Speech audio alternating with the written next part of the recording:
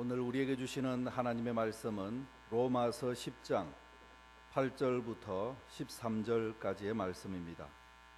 신약성경 253쪽입니다.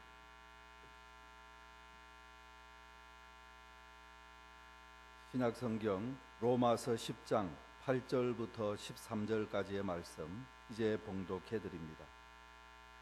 그러면 무엇을 말하느냐? 말씀이 내게 가까워 내 입에 있으며 내 마음에 있다 하였으니 곧 우리가 전파하는 믿음의 말씀이라. 네가 만일 내 입으로 예수를 주로 시인하며 또 하나님께서 그를 죽은 자 가운데서 살리신 것을 내 마음에 믿으면 구원을 받으리라. 사람이 마음으로 믿어 의에 이르고 입으로 시인하여 구원에 이르느니라. 성경에 이르되 누구든지 그를 믿는 자는 부끄러움을 당하지 아니하리라 하니 유대인이나 헬라인이나 차별이 없음이라. 한 분이신 주께서 모든 사람의 주가 되사 그를 부르는 모든 사람에게 부요하시도다. 누구든지 주의 이름을 부르는 자는 구원을 받으리라. 아멘. 선생님이 초등학교 1학년인 맹구에게 숙제를 내주었습니다. 맹구는 숙제하기가 싫어서 아버지에게 대신 부탁했습니다. 이튿날 선생님이 숙제 검사를 하다가 물었습니다. 맹구야, 이상하구나. 이것은 어른이 쓴 글씨인데, 그렇게 말했습니다. 그러자 맹구가 무엇이라고 했겠습니까? 예, 그것은 아빠 연필로 썼거든요. 그랬습니다. 예, 하나 더 하겠습니다. 아내와 외출을 하려는데 집을 나서는데 아내가 말했습니다. 여보, 다리미 전원을 안 끈 것 같아요. 남편이 다시 집에 돌아가 보니 전원이 꺼져 있었습니다. 이튿날에는 차를 타고 출발을 하려는데 아내가 외쳤습니다. 다리미를 깜빡했어요. 남편이 다시 집에 올라가 보니 전원이 꺼져 있었습니다. 다음날 차를 타고 출발하려는데 또 아내가 다리미 하는 것입니다. 그러자 남편이 뭐라고 했겠습니까? 남편이 자동차 뒷자리를 가리키면서 다리미 저기에 가져왔어.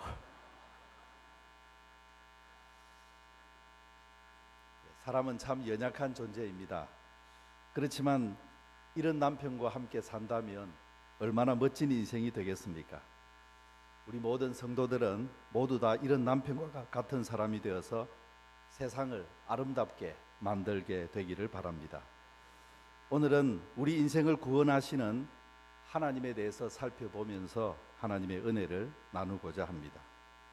첫 번째로 구원의 역사는 두 축으로 이루어진다 하는 것을 우리가 알아야겠습니다. 세상의 역사는 두 축으로 이루어집니다. 한 축은 하나님이십니다. 하나님을 무시하는 역사는 있을 수가 없다는 말씀입니다. 하나님께서 역사의 주인이시기 때문입니다. 하나님께서 역사에 대해서 절대적인 주권, 절대적인 권한을 가지고 이 세상 역사를 이끌어 가신다 하는 것이 바로 우리의 믿음입니다. 역사라는 것은 하나님의 뜻에 이끌려지면서 하나님의 전능하신 능력이 나타나는 현장, 그것이 바로 우리 인생이 살아가는 역사라 하겠습니다. 토기장이가 똑같은 진흙을 가지고 하나는 귀하게 쓸 그릇을 만들고 하나는 천하게 쓸 그릇을 만드는 권한이 토기장이에게 있는 것처럼 하나님께서 이 세상의 역사를 하나님의 뜻대로 이끌어 가시는 것이다. 그렇게 성경은 말씀하고 있습니다. 또 한 축은 사람입니다. 역사에는 분명하게 사람의 역할이 있습니다. 역사의 주인이 하나님이시고 하나님께서 역사에 절대적인 권한, 절대적인 주권을 가지고 행하신다면 우리 사람은 하나님께서 계획해 두신 그대로 저절로 그대로 따라가면서 살아가는 존재가 아닌가. 하나님께서 생각하라고 하는 것을 생각하고 하나님께서 일하라는 것을 일하고 하나님께서 가라고 하면 가고 서라고 하면 서고 사람은 꼭두각시와 같은 그런 존재가 아닌가 이렇게 생각하는 사람이 간혹 있습니다. 그래서 이런 사람들은 운명을 믿습니다. 하나님께서 모든 것을 역사의 주인으로 다 만들어 두었기 때문에 우리 인생은 그저 나에게 정해진 운명을 따라서 살아가는 존재다, 그렇게 생각을 한다는 말입니다. 그렇다면 성경은 과연 무엇이라고 말씀하고 있는 것입니까? 성경은 결코 우리 인생을 하나님의 꼭두각시로 말하고 있지 않습니다. 성경은 우리 인생은 자신의 정해진 운명을 그대로 따라가는 존재라고 말하고 있지 않습니다. 왜냐하면 하나님께서 우리 인생에게 자유의지를 주셨기 때문입니다. 사람은 세상 가운데 살면서 무엇이든지 자신이 결정하고 자신이 판단하고 자신이 선택해서 살아가는 자유로운 존재, 그것이 바로 하나님께서 만드신 인생의 모습이기 때문입니다. 그러므로 역사라는 것은 절대적인 권한을 가지신 하나님과 자신의 뜻을 따라서 살아가는 사람 내 아름다운 어울림, 그것이 바로 진정한 역사라 하겠습니다. 다르게 표현해 본다면 역사는 하나님의 주권과 인간의 책임적인 응답이 만나는 것, 이것이 바로 인생의 역사라 하는 뜻입니다. 그래서 사람이 하나님의 뜻을 따라서 활동하게 된다면 그 사람은 하나님께서 유도하시고 이끌어 가시는 그 역사에 기여하는 사람이 될 것이고, 하나님의 뜻을 무시하고 하나님의 뜻에 심지어는 반대하면서 살아가는 존재는 하나님이 이끌어 가시는 큰 역사의 흐름에 배제되는 그런 인생을 살 수밖에 없다 하는 말씀입니다. 사랑하는 성도 여러분, 올 2013년도에 하나님께서 이 역사 가운데서 우리를 통해서 이루시고 싶어 하시는 하나님의 뜻이 있다는 것을 분명하게 기억하시기를 바랍니다. 분명 올 한 해 하나님께서 우리 개인을 통해서, 하나님께서 우리의 가정을 통해서, 하나님께서 내가 있는 직장과 사업을 통해서, 하나님께서 우리 교회를 통해서 이루시기를 원하시는 목표가 분명하게 하나님께 설정이 되어져 있다는 말씀입니다. 그것을 발견하고 내가 그 하나님께 내 뜻을 맞추어서 기쁨으로 내 모든 의지를 바쳐서 살아갈 때 그 사람은 하나님과 함께 역사의 주역으로 살아가는 사람이 될 것이고, 그렇지 못하고 그것을 발견하지 못하고 내 마음대로 살아가는 사람은 그가 아무리 열심히 일했고 아무리 수고하면서 살았다 하더라도 그 인생은 허무한 일년이 될 수밖에 없다 하는 말씀입니다. 올 한 해 우리 하나님과 동행하면서 주님이 주시는 풍성한 은총을 누리시는 믿음의 사람들이 되시기를 주님의 이름으로 축원합니다. 그러면 과연 하나님께서는 우리 인생의 이 구원의 역사는 어떻게 이루어 가시는 것입니까? 인생의 구원에 있어서 우리 자신들이 분명하게 기억해야 하는 것이 있습니다. 그것은 우리 인생은 범죄하고 타락했기 때문에 우리 자신들의 구원에 대해서 어느 한 가지 하나님 앞에서 해낼 수 있는 일이 없게 되었다 하는 사실입니다. 사람은 스스로를 구원할 수 없습니다. 아무리 우리가 돌을 많이 닦는다고 하더라도, 아무리 우리가 온 힘을 다해서 참으로 멋진 인생을 살아간다고 하더라도 그것이 내 인생의 구원에 전혀 도움이 되지 못한다는 뜻입니다. 평생을 바쳐도 불가능합니다. 그렇기 때문에 인생의 구원의 문제에 있어서는 하나님께서, 역사의 절대적인 주권을 가지고 계시는 하나님께서 모든 것을 이루실 수밖에 없었던 것입니다. 사람이 할 수 있는 것이 아무것도 없었기 때문입니다.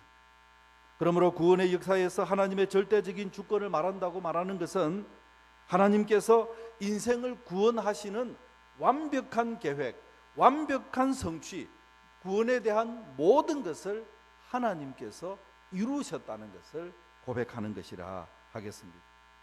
그렇다면 하나님이 다 하셨다면 우리 사람은 해야 될 일이 무슨 말입니까?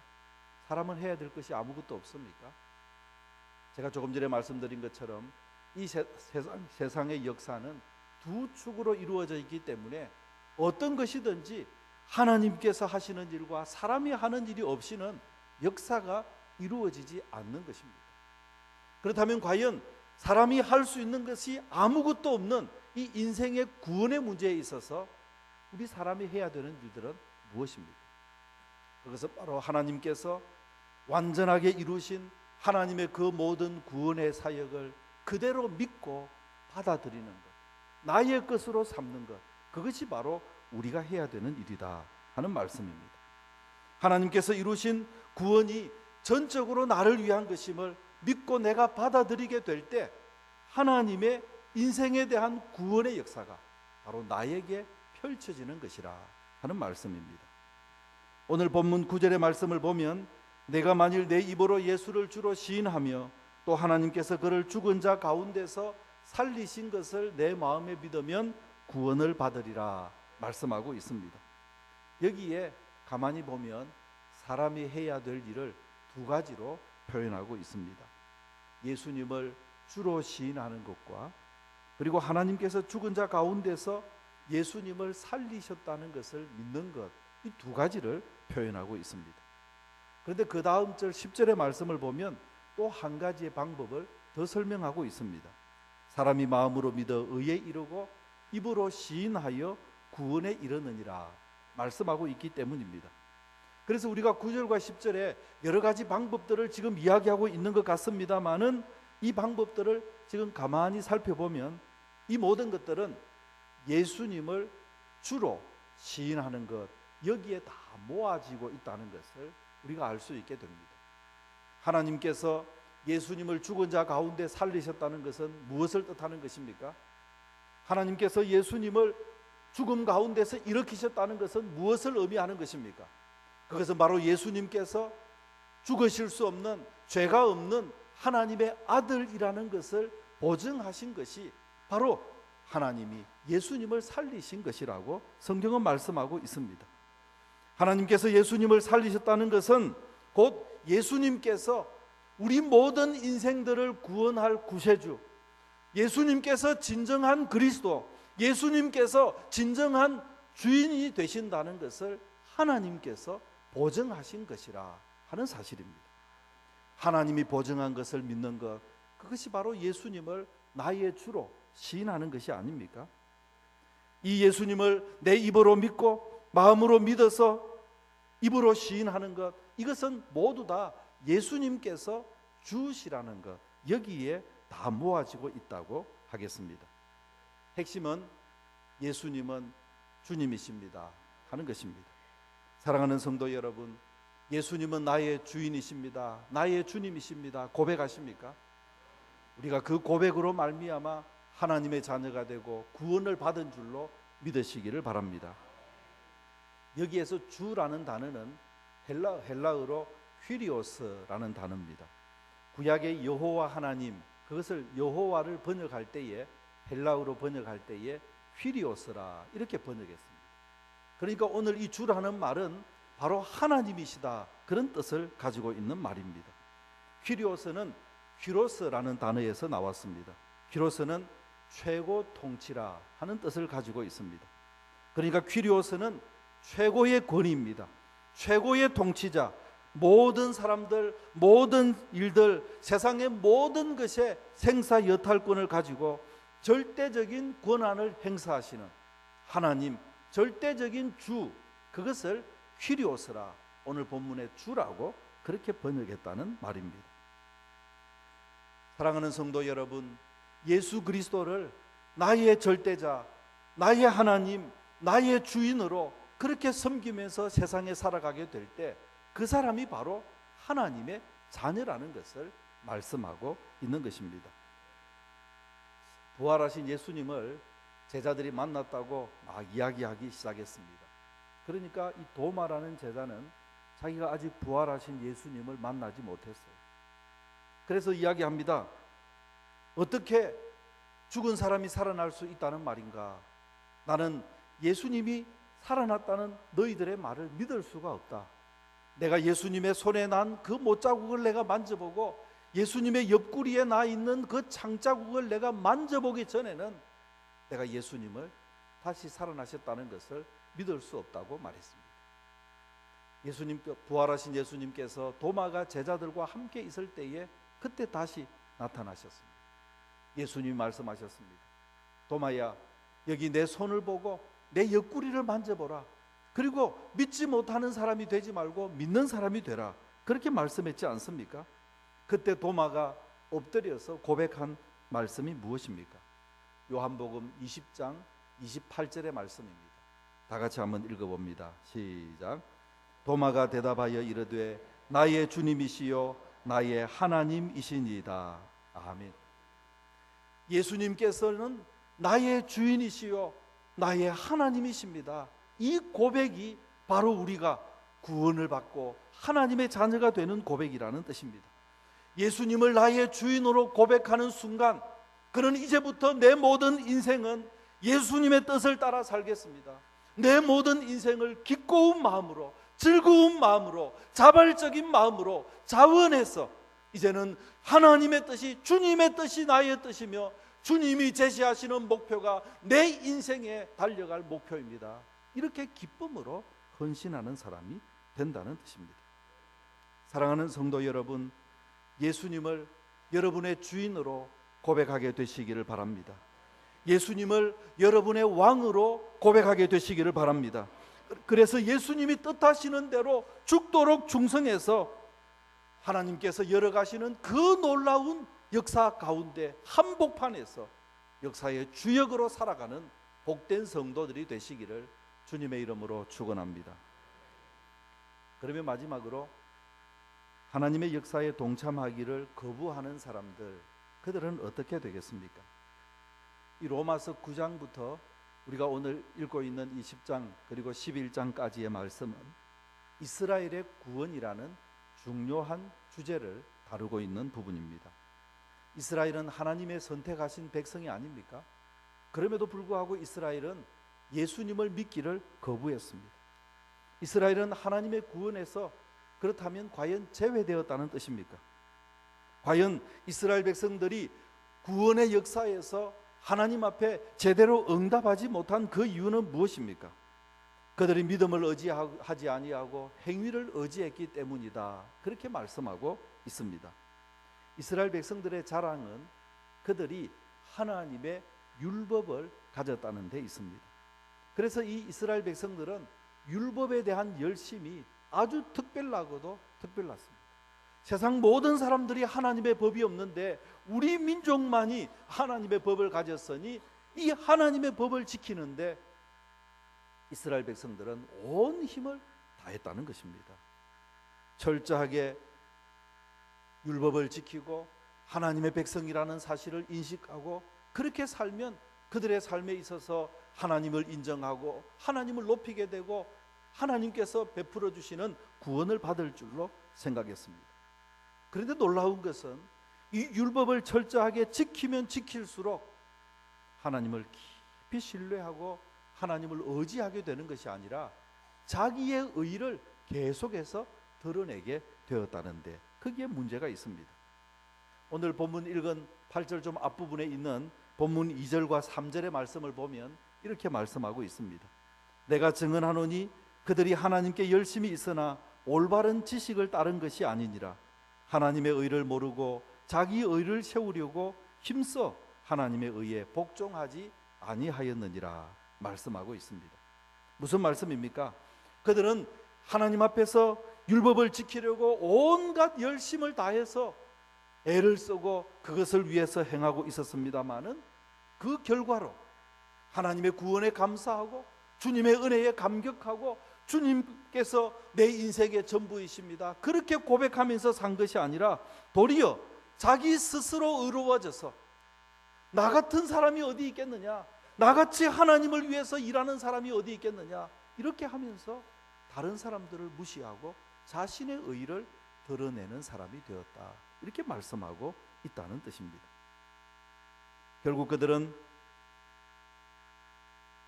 자신들이 스스로 의롭게 되려고 하는 인생으로서는 할 수 없는 불가능한 일을 하려고 한 것이 되어버리고 말았다는 뜻입니다. 이스라엘은 하나님이 선택해서 온 세상을 구원하시려는 하나님의 도구였습니다. 이렇게 그들이 자신의 의를 주장하면서 하나님 앞에 나아가게 되었을 때에, 그들이 하나님의 원하시는 계획에 떨어져 나가게 되었을 때에, 그러면 이스라엘을 선택하신 하나님도 실패한 것이냐, 이것을 지금 이 본문 로마서는 질문하고 있다는 말입니다. 하나님께서 하나님의 계획이 완전히 잘못되어져서 이제 전부 수정하고, 그리고 이스라엘 백성들은 다 내쳐버리고, 그리고 새로운 믿음의 사람들을 하나님께서 부르셔서 그들에게 복을 주시고 그들을 교회로 삼아서 하나님의 일들을 해나가게 된다는 뜻입니까? 다르게 표현해 본다면, 오늘 우리가 지금 주님을 믿고 주님 앞에 열심으로 살아가지만 어느 날 갑자기 나도 모르는 사이에 내가 하나님을 믿고 주님을 나의 주인으로 고백하며 살기보다는 내가 행하는 일들, 내가 섬기는 일들, 내가 행하는 이런 일들이 너무 재미있고 좋아가지고 어느덧 나 자신이 내가 얼마나 많은 일들을 했는가 하는 것을 자랑하게 되었을 때, 그때 하나님께서는 가차없이 이스라엘을 잘라내셨듯이 나도 잘라내 버리신다는 말씀입니까? 이것은 오늘 이스라엘 민족에게만 해당되는 것이 아니라 오늘 우리들에게도 심각한 질문을 던지고 있는 것이라 하는 말씀입니다. 사랑하는 성도 여러분, 하나님은 전능하신 하나님이라는 것을 믿으시기를 바랍니다. 그러므로 하나님의 선택에는 결코 후회가 없으시고 하나님의 선택에는 결코 잘못이 있을 수 없다는 것을 믿으시기를 바랍니다. 다르게 표현해 본다면, 하나님은 결코 손해보지 아니하십니다. 인생이 하나님 앞에 책임적으로 응답해서 주님께 기쁨으로 하나님 앞에 내 자신의 헌신을 바쳐서 역사의 주도자가 되어서 나아가는, 그것이 우리 하나님이 기뻐하시는 것이지만, 또 한편으로 하나님 앞에 거절하고 하나님의 뜻을 모르고 무시하고 내 마음의 욕심대로만 살아가는 그 인생들도 우리가 하나님께서 외면하지 아니하신다는 것을 본문은 말씀하고 있기 때문입니다. 무엇을 통해서입니까? 오늘 본문의 말씀 11절과 12절 말씀을 한번 보시기 바랍니다. 다 같이 한번 11절 12절을 읽어보겠습니다. 시작. 성경에 이르되 누구든지 그를 믿는 자는 부끄러움을 당하지 아니하리라 하니 유대인이나 헬라인이나 차별이 없음이라. 한 분이신 주께서 모든 사람의 주가 되사 그를 부르는 모든 사람에게 부요하시도다. 아멘. 하나님께서 이스라엘을 선택하셔서 그에게 복을 주시고 그를 통해서 하나님의 위대한 능력이 드러남으로 모든 세상의 사람들을 구원하기 원했습니다마는, 이스라엘 백성들이 하나님의 뜻대로 책임적으로 응답하지 못하니까 하나님께서는 이 구원의 사실을 온 세상의 모든 사람들에게, 이스라엘 사람이건 이스라엘 사람이 아니건 차별 없이 모든 사람에게 구원의 진리를 전하시고, 그리고 그 가운데서 믿는 사람이라면, 그가 유대인이든지 헬라인이든지 그가 한국 사람이든지 세상의 어느 나라 어느 민족이든지 믿는 사람이면 차별 없이 하나님의 자녀가 되게 하셨다. 이것이 오늘 본문의 말씀인 것입니다. 도리어 이스라엘 백성들은 다른 민족의 사람들이 저들은 하나님의 율법도 받지 못했다고 생각하고 천대했었는데, 그들이 예수님을 믿고 하나님의 백성이 되고 하나님의 부요함을 받게 되는 것을 보면서 이스라엘이 우리도 믿어야 되겠구나, 이 사실을 가르쳐 주는 것. 그래서 하나님께서는 이 모든 세상의 모든 사람들을 구원하시려는 것이 하나님의 계획이다, 이렇게 말씀하고 있다는 뜻입니다. 사랑하는 성도 여러분, 하나님께서는 우리를 향한 구원의 계획에 변함이 없다는 사실을 믿으시기를 바랍니다. 그렇다면 중요한 점은 무엇입니까? 하나님의 계획에 실패가 없다면 그 가운데서 어떻게 인생이 응답하느냐에 따라서 하나님의 그 계획을 나의 역사로 받아들이는 사람, 하나님께서 이끌어 가시는 그 역사의 주역으로 쓰임받는 사람이 있고, 그렇지 못하면 그 역사에서 제외되어져서 그들을 통하여서 하나님의 은혜가 더 드러나게 만드는 사람이 있다는 뜻입니다. 우리가 예수님을 믿는다면, 우리가 하나님을 섬기게 되었다면, 기왕이면 하나님께서 만들어 가신 역사의 주역에 서야 되지 않겠습니까? 세상의 빛이 되고 하나님께서 기뻐하시는 일을 사역하는데 핵심적으로 쓰임받는 도구가 될 때, 그때 바로 우리 인생을 구원하신 하나님의 은총을 더욱더 널리 전할 수 있게 되는 것이다 하겠습니다. 사랑하는 성도 여러분, 하나님은 하나님과 함께 움직이는 사람들과 일하심을 믿으시기를 바랍니다. 올 한 해 하나님께서 우리 개인에게 원하시는 것이 무엇인지를 분명하게 점검하시기 바랍니다. 올 한 해 하나님께서 우리 가정에 원하시는 것이 무엇인지, 올 한 해 하나님께서 내가 직장과 내가 사업의 현장에서 원하시는 것이 무엇인지 분명하게 기억하시기를 바랍니다. 그리고 그 확인한 것을 위해서 자발적으로 헌신하고 주님 앞에 기쁨으로 내 자신의 모든 것을 다 투자해서 하나님이 함께 하시는 그대로 여러분의 인생을 투자하시는 믿음의 사람들이 되시기 바랍니다.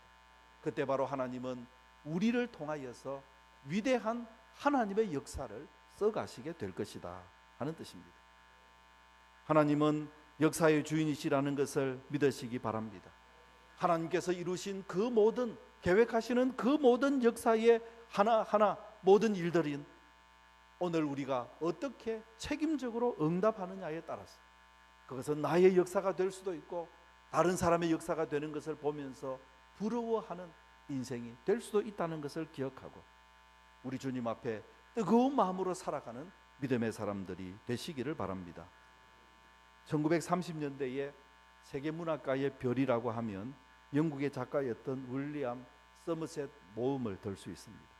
이분은 1965년에 91살, 91세가 되었을 때에 그는 사람들이 누리지 못하는 온갖 것을 다 누리고 있는 사람이 되었습니다. 세계에서부터 로얄티가 들어와서 그 엄청난 부를 가지고 있었습니다. 한 주에 평균 그때만 해도 300여 통의 팬레터를 받으면서 인기와 명예를 누리고 있었던 사람입니다. 그렇지만 그의 인생은 허무했습니다. 그가 죽기 전 지중해 연안에 자리 잡은 환상적인 그의 집을 방문했던 그의 조카였던 로빈 모음이라는 사람은 이런 글을 남겼습니다.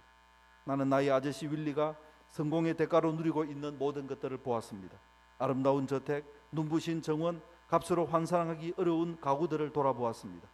그는 은빛 쟁반에 하인들의 시중을 받으면서 식사를 하고 있었습니다.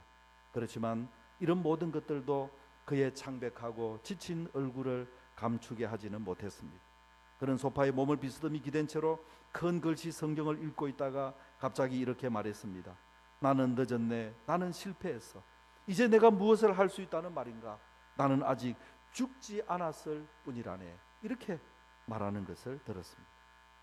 사랑하는 성도 여러분, 아무리 화려한 인생을 사는 것 같아도 역사의 주인이신 하나님께 내 자신을 바치지 못한다면 그 화려한 인생은 다른 사람, 하나님을 따라서 헌신했던 그 사람의 삶을 돋보여주는데 그저 불과한 인생을 살 수밖에 없다는 것을 기억해야 할 것입니다.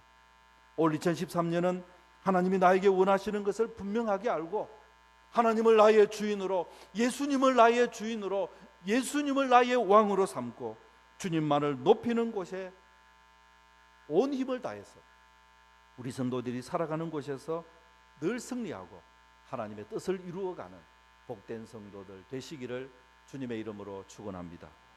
기도하겠습니다. 하나님 아버지, 주님의 은혜와 사랑을 감사합니다. 이 험한 세상 가운데 예수님을 나의 주인으로 고백하며 살 수 있게 하시니 참으로 감사합니다. 세상의 헛된 것에 우리의 눈과 마음을 돌리지 않게 해주시고 주님이 가시는 곳에 우리도 마음을 바쳐서 감으로 말미암아 하나님 이루시기 원하는 위대한 역사의 현장에 늘 우리가 주도적으로 삶을 살아가고 있는 믿음의 사람이 되게 하여 주시옵소서. 올 한 해 우리 교우들을 통해서 아버지 하나님, 우리 교우들의 삶이 새로워지고 가정이 새로워지고 직장이 새로워지고 사업이 능력을 받고 우리 교회가 하나님께서 기뻐하시는 위대한 역사를 감당함으로 말미암아 죽어가는 영혼을 구할 뿐만 아니라 온 세상의 사람들에게 빛을 전해줄 수 있는 믿음의 사람, 믿음의 교회가 되게 하여 주옵소서. 예수님의 이름으로 기도하옵나이다. 아멘.